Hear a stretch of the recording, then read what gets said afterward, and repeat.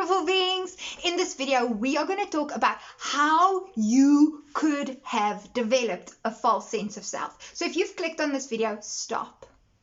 Because I've put out an intention in the universe that if anyone who clicks on this video, they need to listen to it. So my first suggestion is listen to it. If not, if you want to go, sending you lots of love, sending you lots of blessings. But otherwise, so that you know what this video is about, we're talking about how the false sense of self develops and how that differs from your authentic expression. So who you want to be in human form. Now, the reason I make that distinction is because there is something called your true self, which is who you are beneath all of that jazz. And I'm going to be doing that in part 2 of this video. So if this floats your boat, then stick around.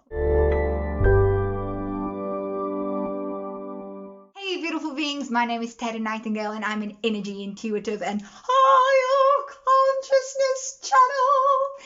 And on this channel we awaken you to your true self, and that's also your most authentic expression in human form. We talk about spirituality, higher consciousness, manifestation, law of attraction, and all things that are a little bit different.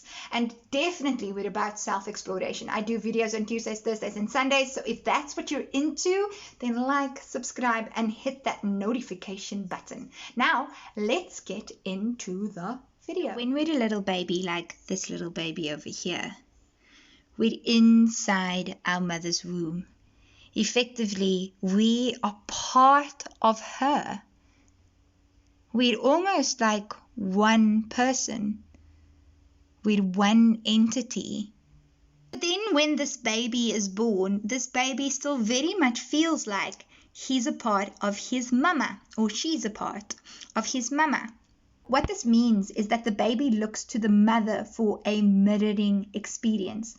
They need their world, so their thoughts, their emotions, and their experience of the world mirrored back to them by their mother. And this is necessary for the baby to develop a strong sense of self.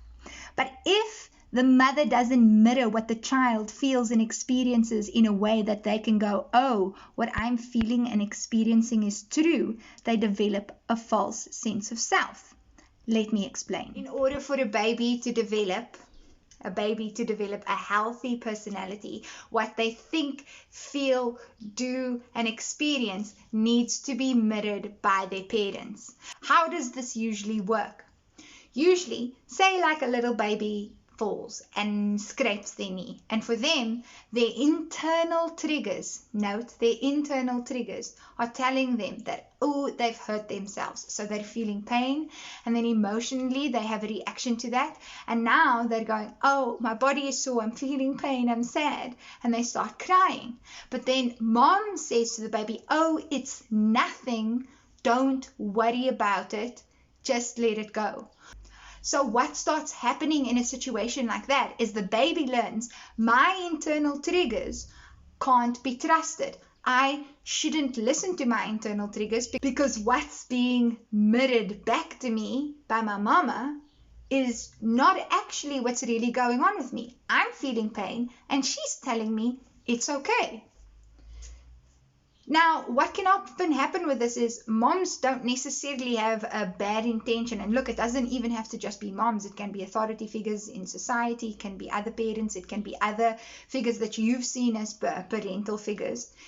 They don't necessarily have bad intentions. They're parenting from the perspective of how they know that they should parent. But having your experiences constantly not really matching what's going on internally for you eventually starts teaching you to distrust your experiences and not value them as much as what is being mirrored back to you. And this obviously happens especially when you're a child, because when you're a child, you're vulnerable and you're looking to those who know the physical world, your caregivers, to explain to you what's actually going on. This process is called mirroring. And not only is it something that helps develop a strong sense of self for Baba when Mama mirrors the world of Baba back to him or her, it's also a way we can build emotional rapport where people actually mirror one another's behavior mirror the type of words they use, and mirror their emotions to build a connection with someone else. You'll probably have noticed it in your own life where you're forming friendships, and often you start picking up on words that you use. You tend to do the same kind of things. We tend to like the people who are most like ourselves, right? Or the people who represent who and what we are. But when you're a baby and your mom's not mirroring back to you what you're actually experiencing and what you're actually feeling, you learn to distrust what you feel and what you experience.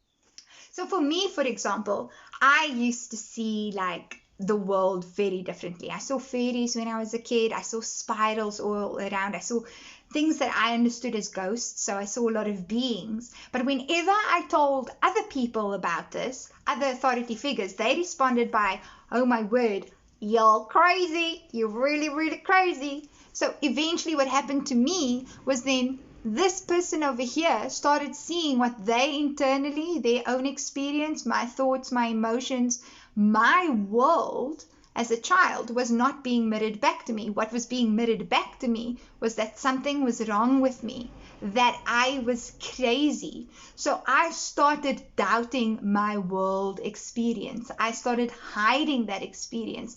The more I hid that experience, the less real my world became to me. I believe I was born awake. I believe I was born awakened to all the beauty that this world is. But as that wasn't being mirrored back to me, I started suppressing that. And I started suppressing my true expression, my true experience of reality. I started suppressing my authentic self. And the reason I put it this way is because in the next video, I'm going to explain to you, so what is your authentic expression? So that's what we were talking about in this video, your authentic expression in your human form, and then who you are under all of that. So if you've seen in my previous videos, I've spoken a lot about you're not always the same me. The person you maybe were when you were a kid, the person you were when you're 16, the person you are when you're 40, 50, 70, 90, 100, all very different people. So who is it that you really are if your identity keeps morphing? Right now, we're discovering how we're authentically expressing that.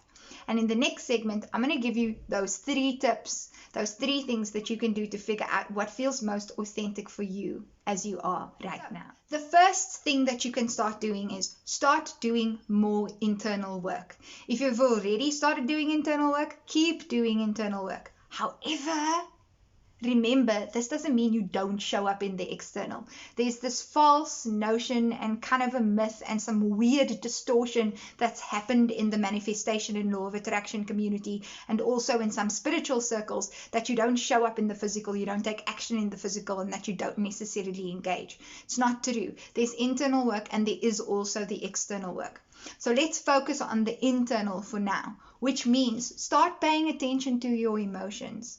When you experience really strong emotional reactions, they're often indicators to you of something that's unhealed, possibly a boundary that's been crossed, or a trauma that still needs looking at, or an emotion that hasn't been processed. The only way you can figure out what it is for you to feel it and to be present with it. You don't have to get lost in it, but start paying attention to it. Pay attention to your intuition. Start paying attention to what feels right to you, what doesn't feel right to you. This is a different experience of emotions versus intuition. If you want to know the difference between emotional and then feeling and sensing and knowing what your intuition is, let me know in the comment section. The second thing that you need to remember and start doing is, please, I say this all the time, is trust the process. Instead of being goal-driven and destination-driven, start being process-driven and process-committed.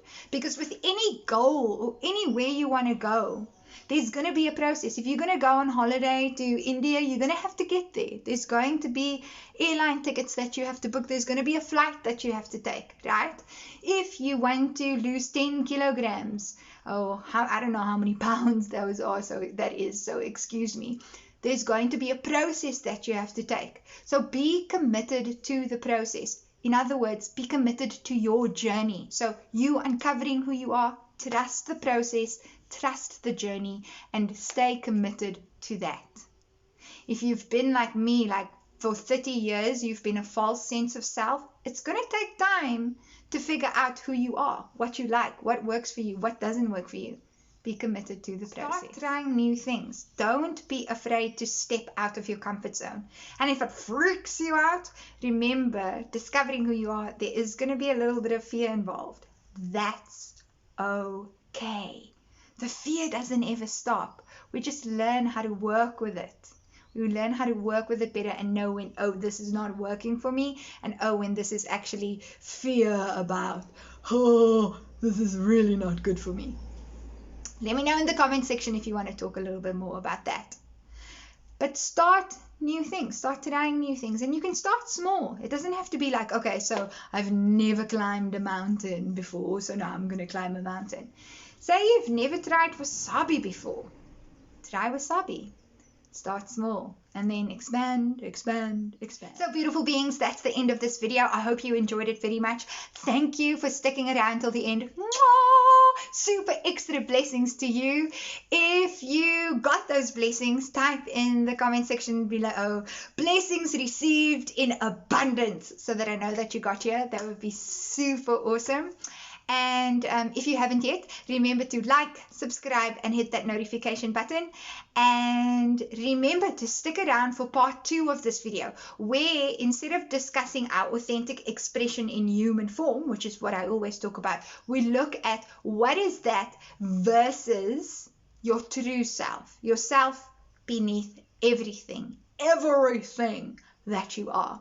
If you want a little bit of insight into that already before we go there, then check out this video on the ego. Gonna help you a lot. And as always, beautiful beings, as always,